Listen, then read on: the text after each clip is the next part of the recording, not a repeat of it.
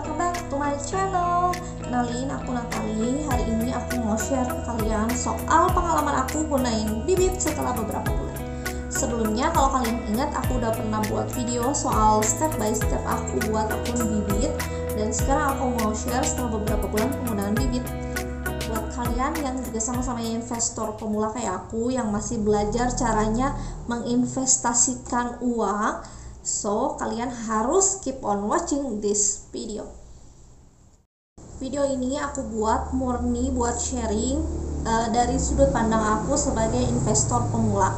Nah, dalam penggunaan bibit beberapa jangka waktu, aku menyimpulkan beberapa hal yang aku rangkum dalam video ini yang mungkin buat kalian bisa jadi tambahan informasi sebelum kalian menggunakan bibit untuk investasi atau aplikasi investasi kalian dalam jangka waktu yang lebih lama.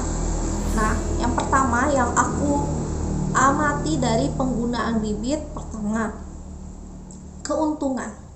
Keuntungan waktu aku menggunakan aplikasi bibit, sebelum aku menggunakan aplikasi bibit, aku berasumsi kalau keuntungan itu akan berlipat ganda atau masuk ke dalam tabungan pokok yang aku gunakan pertama. Ternyata setelah aku amati, anggapan aku atau asumsi aku itu salah. Jadi ini bukan sistem yang berlipat gandakan uang tabungan pokok kita, enggak. Ini seperti kalian menunggu bersabar untuk keuntungannya itu bisa menjadi tambahan di tabungan pokok. Contohnya kayak ini nih, aku kasih lihat portofolio aku. Sampai saat ini portofolio yang aku sedang uji cobakan itu 1.500.000 dengan jumlah keuntungan 26.000. Nih, kalian bisa lihat nih. Awalnya aku pikir 26.000 itu akan naik di tiap hari kalau aku diemin aja tabungan reksadananya, nggak aku takutin. Ternyata dari asumsi aku nih, dari hasil beberapa waktu aku nungguin, ternyata itu salah. Jadi meskipun sebulan kita diemin, jumlah keuntungan yang naik itu memang kecil karena jumlah tabungan aku juga kecil. Kalau kalian lihat beberapa YouTube channel, jumlah tabungannya tuh gede-gede, sedangkan secara realistis aku yang gajinya UMR belum tentu bisa langsung plong 100 juta atau 50 juta. Itu jauh banget. Kalau sebulan 200.000 aja, nah itu masih rada realistis buat aku. Jadi makanya tabungan aku juga baru 1.500.000. Terus 26.000 itu bisa aku dapatkan kalau aku menjual reksadana yang aku punya per hari ini atau detik ini juga. Jadi 26.000 nya itu akan masuk ke akun aku saat dicairkan menjadi 1.526.000. Tapi kalau kita diamkan, bukan berarti jumlah tabungan pokok kita jadi 1.526.000 terus besoknya berubah, nggak gitu mainnya. Ternyata 1.526.000 itu bisa aku dapat kalau aku menjual seluruh reksadana yang aku punya.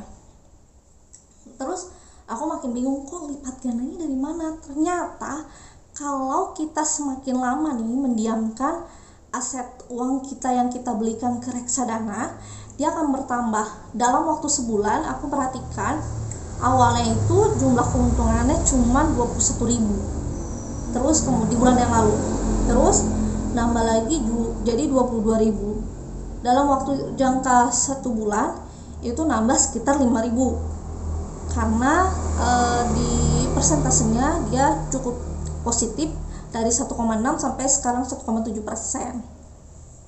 Itu hal-hal yang awalnya aku bingung dan baru bisa mengamati dikit-dikit gitu. Terus kemudian yang aku amati juga top up reksadana. Kalau awalnya aku nyobain nih pertama kali download reksadana, pertama kali download bibit, aku nyobain fitur robo. Nah, terus dia kan nyaranin sesuai keagresifan kita nih, tapi langsung di pasar uang, terus saham, terus apa tuh yang di tengah aku lupa nih. Di sini nih aku kasih capture-nya. Nah, itu langsung di 3 jenis dengan jumlah uang yang kita mau alokasikan.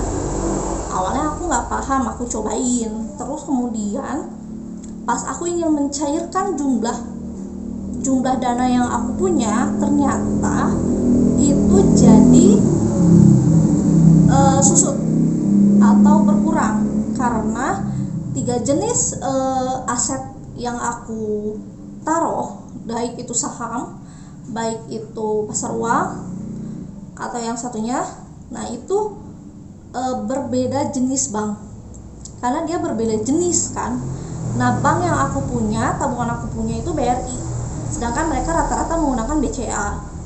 Nah itu yang bikin akhirnya dari jumlah transfernya berbeda karena kena adminnya. Terus udah gitu tidak bisa dicairkan langsung berbarengan. Nah itu sih pengalaman aku. Terus akhirnya aku belajar nih dari pengalaman, aku tarik semua, terus aku fokus di jenis reksadana. Dan cara aku pertama milih itu gunain fitur membandingkan. Sebelumnya Bibit itu belum punya fitur membandingkan, terus mereka upgrade dan akhirnya ada fitur membandingkan, dan itu jadi poin plus buat aku, karena buat aku yang pemula kan aku nggak ngerti ya cara hitung-hitungan plus minusnya, rasionya dan lain-lain. Cuma saat kita membandingkan, oh iya ini kelihatan nih ada positifnya, oh ini lebih nih dari yang jenis reksadana yang lain. Makanya aku akhirnya memutuskan satu jenis reksadana yang ini. Nah setelah aku amati beberapa bulan, kalau kita fokus di satu reksadana, aku udah pernah nyobain. Kalau kita fokus di satu reksadana dan satu jenis bank, biaya admin yang kita gunakan juga cuma satu, BCA ke BRI, hanya 6.500. Kalau sebelumnya saat aku uji coba pertama, karena aku pakai sistem robo dan aku juga belum paham amat itu apaan, saham itu apa, ternyata biaya adminnya yang menguras keuntungan aku udah cuma keuntungan 17 ribuan gitu waktu itu. Terus terkikis dengan 6,5 kali 3 jenis bank.